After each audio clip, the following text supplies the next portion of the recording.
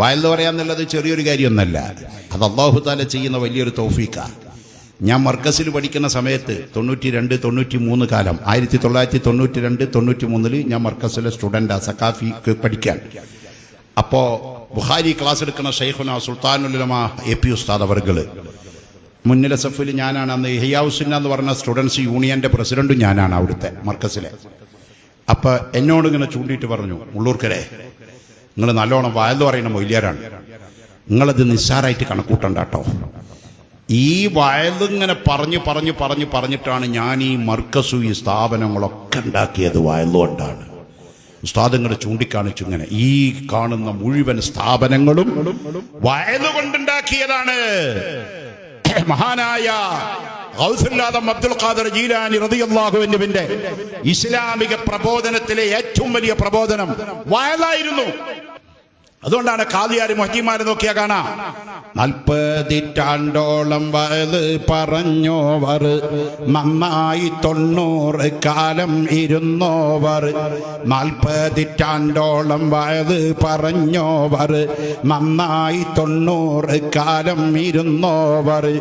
90 കൊല്ലം ഹയാത്തോടെ ജീവിച്ച മഹാൻ 40 കൊല്ലം ഇടതടവില്ലാതെ വയല് പറഞ്ഞിട്ടുണ്ട് അബ്ദുൽ ഖാദിർ ജീലാനി റളിയല്ലാഹു അൻഹു. എന്നാൽ മുഹയ്യിദ്ദീൻ ശൈഖ് റളിയല്ലാഹു അൻഹുവിന് ആദ്യകാലത്ത് വേണ്ടുന്ന രൂപത്തിൽ പ്രഭാഷണം നടത്താനും വയലു പറയാനും നാവ് വേണ്ടുന്ന രൂപത്തിൽ ചലിക്കണില്ല. വയലു പറയണമെങ്കിൽ ഓർമ്മശക്തി നല്ലോണം വേണം, വാക്കുകൾക്ക് ക്ഷാമം പാടില്ല. ഒരു വാക്ക് പറഞ്ഞാൽ പിന്നെ ആലോചിച്ച് നിൽക്കാൻ സമയമല്ല, പറഞ്ഞുകൊണ്ടേയിരിക്കണം. ബഹുമാനപ്പെട്ട അബ്ദുൽ ഖാദിർ ജീലാനി തങ്ങൾക്ക് ഈ കഴിവ് കുറവായിരുന്നു. അപ്പോൾ മുഹയ്യിദ്ദീൻ ശൈഖ് റളിയല്ലാഹു അൻഹു കംപ്ലൈന്റ് പറഞ്ഞ് ആരോടാന്നറിയോ? ഹബീബായ നബി മുഹമ്മദ് മുസ്തഫ സല്ലല്ലാഹു അലൈഹി വസല്ലമ തങ്ങളോട് പറഞ്ഞു, അസ്സലാത്തു വസ്സലാമു അലൈക യാ ജദ്ദി യാ റസൂലല്ലാഹ്. എൻ്റെ വല്ലിപ്പയായ നബിയെ, എനിക്ക് വയല് പറയാനുള്ള തൗഫീഖ് തരണം യാ റസൂലല്ലാഹ്. എൻ്റെ നാവൊന്ന് നന്നാക്കി തരണം യാ ഹബീബല്ലാഹ്. ഒരു ദിവസം രാത്രി ഉറങ്ങണ സമയത്ത് അബ്ദുൽ ഖാദിർ ജീലാനി തങ്ങളുടെ മുമ്പിലേക്ക് അതാ ഇറങ്ങി വരികയാണ് ആര്? അഷ്റഫുൽ ഖൽഖ് നബി മുഹമ്മദ് മുസ്തഫ. പിന്നാലെ വരുന്നു ഉമർ ഇബ്നുൽ ഖത്താബ് റളിയല്ലാഹു അൻഹു. അതിന്റെ മുമ്പ് വരുന്നു അബൂബക്കറുൽ സിദ്ദീഖ് റളിയല്ലാഹു അൻഹു. ഈ രണ്ടുപേരും ഹബീബായ തങ്ങളും സല്ലല്ലാഹു അലൈഹി വസല്ലമ അബ്ദുൽ ഖാദിർ ജീലാനി റളിയല്ലാഹു അൻഹുവിന്റെ ഹദറത്തിൽ വരികയാണ്. റസൂലുള്ള മുന്നിൽ വന്നിട്ട് പറഞ്ഞു, മോനെ അബ്ദുൽ ഖാദിറെ, നീ എന്നോട് കംപ്ലൈന്റ് പറഞ്ഞില്ലേ നിനക്ക് വയലു പറയാൻ പറ്റണില്ല എന്ന്, അതുകൊണ്ട് വാ തുറക്ക് എന്ന് പറഞ്ഞു.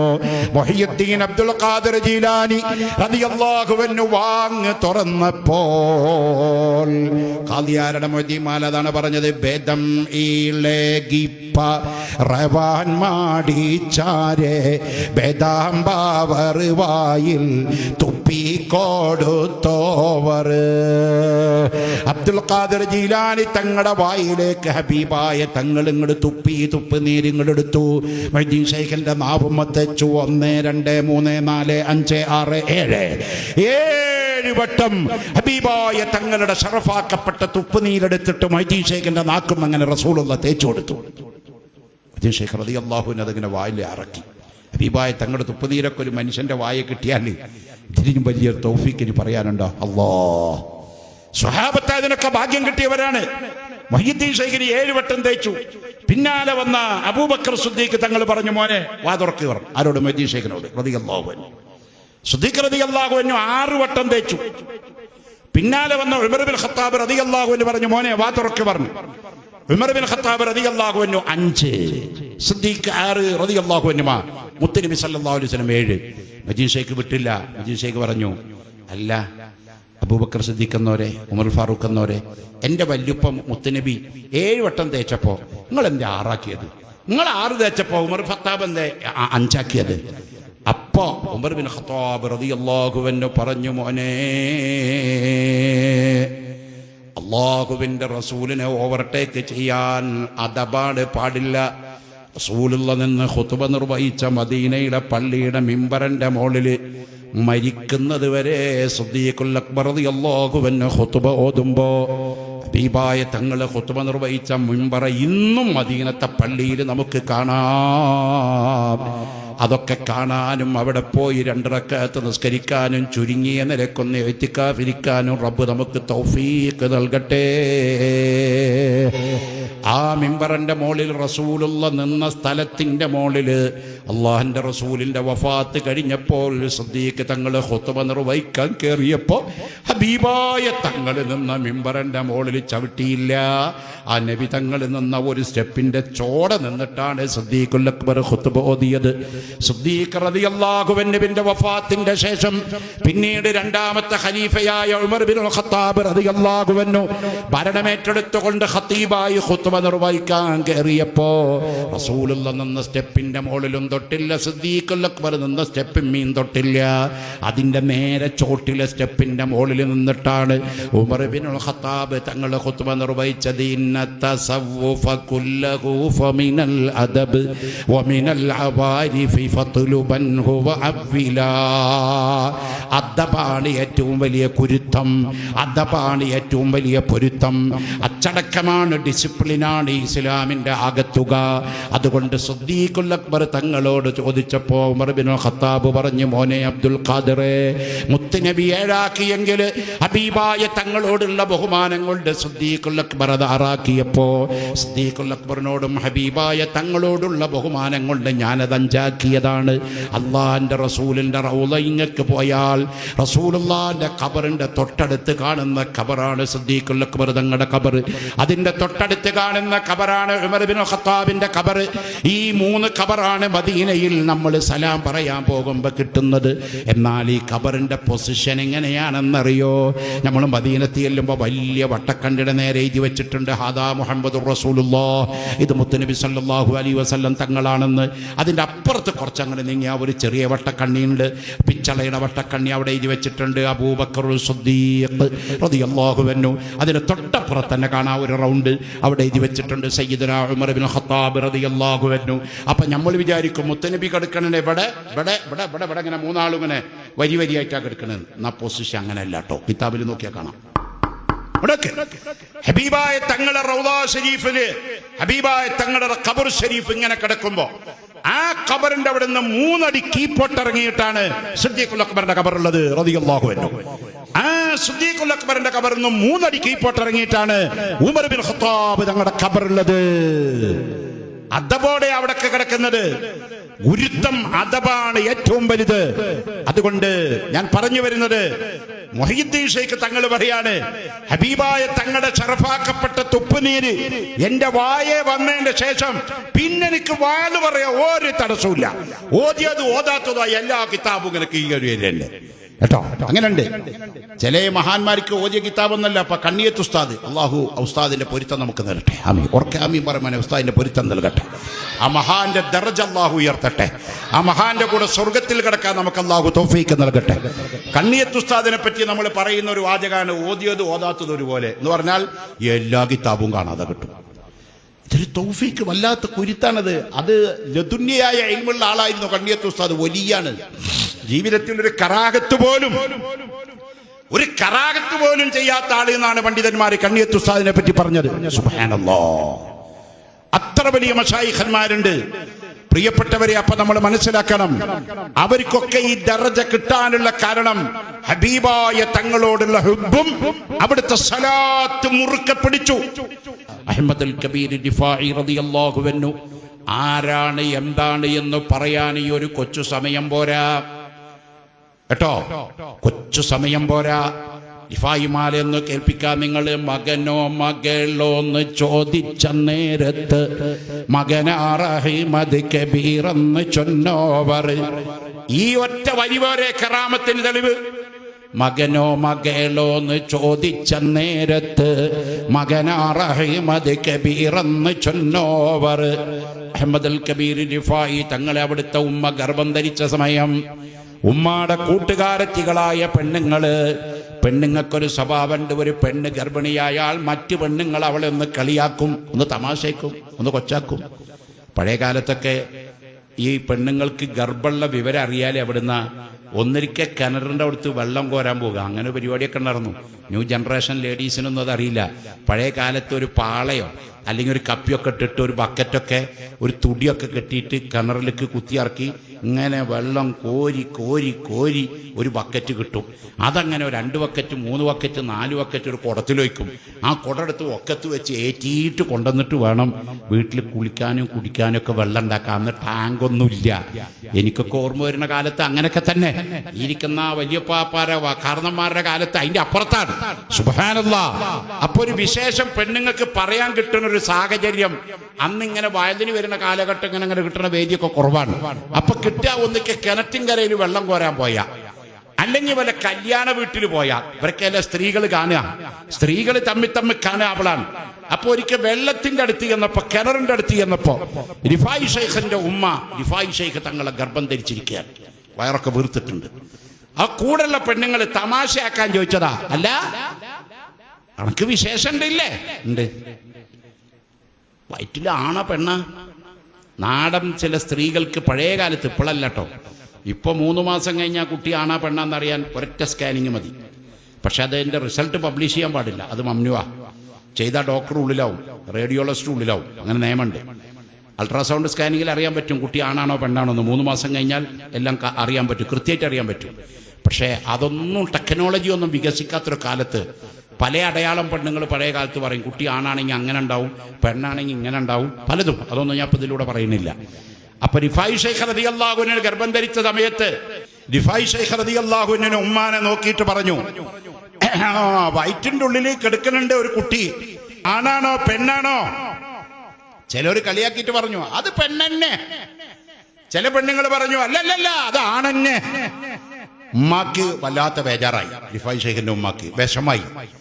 പടച്ചോനെ, എന്റെ വയറ്റിലുള്ളത് എന്ത് കുട്ടിയാ റബ്ബേ, ഈ പെണ്ണുങ്ങൾ എന്നെ വല്ലാതിട്ട് മക്കാറാക്കാണല്ലോ എന്നിങ്ങനെ മനസ്സിൽ വിചാരിച്ചപ്പോഴാണ് വയറിന്റെ ഉള്ളിന്ന് കേൾക്കുകയാണ്, അന അഹ്മദ് അൽ കബീർ റിഫായി,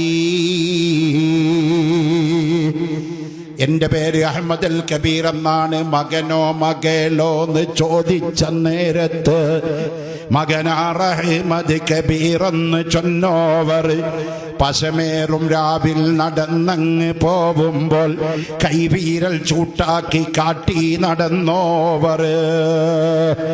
ഇത്ര വലിയ കറാമത്ത് കാണിച്ച മഹാനാണ് സുൽത്താനുൽ ആരിഫീൻ സയ്യിദ് അഹ്മദ് അൽ കബീർ റിഫായി.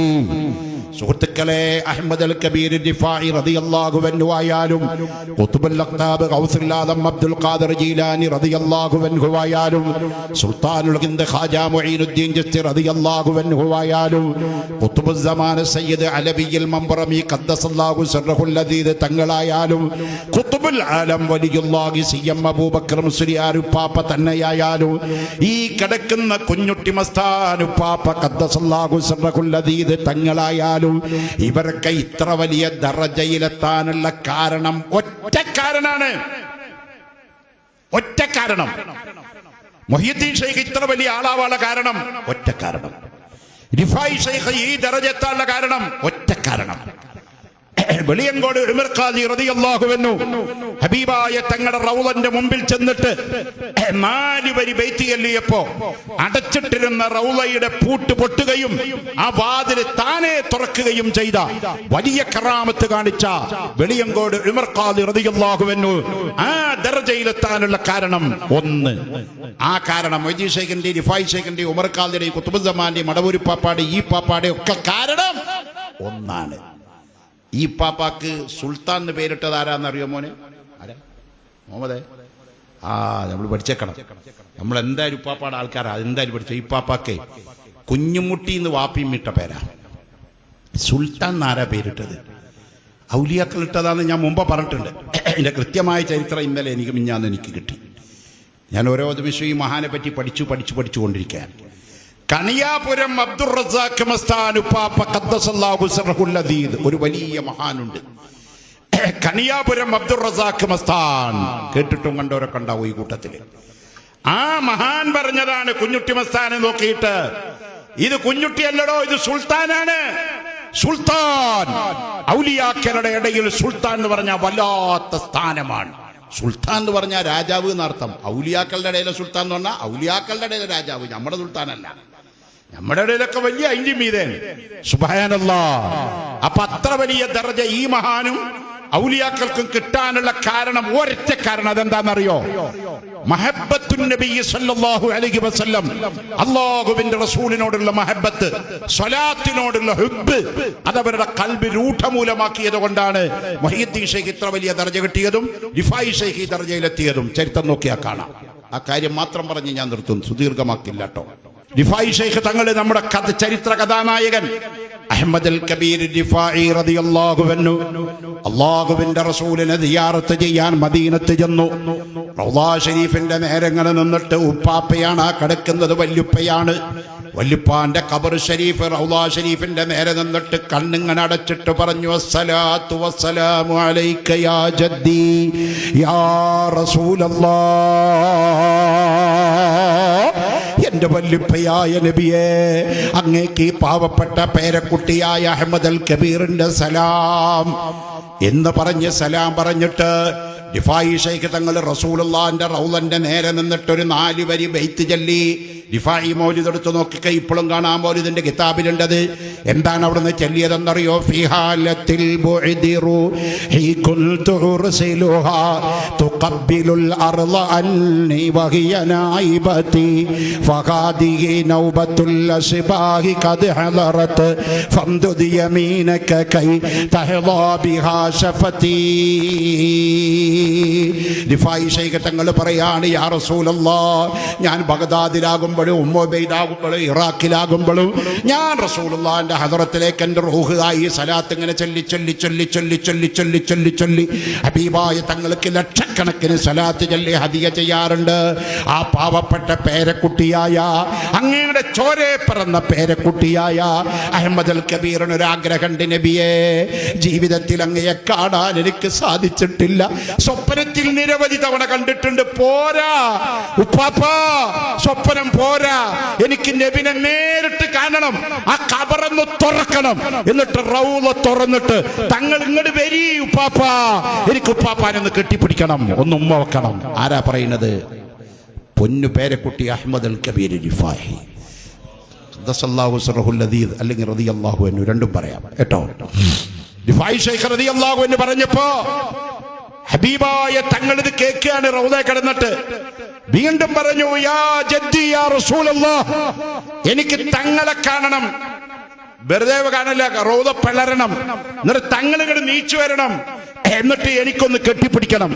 എന്റെ ആഗ്രഹമാണ്, എന്റെ ആഗ്രഹമാണ്, എന്റെ ആഗ്രഹമാണ് എന്നിങ്ങനെ പറഞ്ഞപ്പോൾ ആ സമയത്ത് അവിടെ എന്ത് സംഭവിച്ചു? കിതാബ് നോക്കിയാ കാണാം. ഫഇദൻ അഖറജ റസൂലുള്ളാഹി സ്വല്ലല്ലാഹു അലൈഹി വസല്ലം യദഖുൽ മുബാറകത്തുൽ മുഅല്ലമ, അല്ലാഹുവിന്റെ റസൂൽ അതാ പെട്ടെന്ന് റൗളയങ്ങ് പിളരുകയാണ്.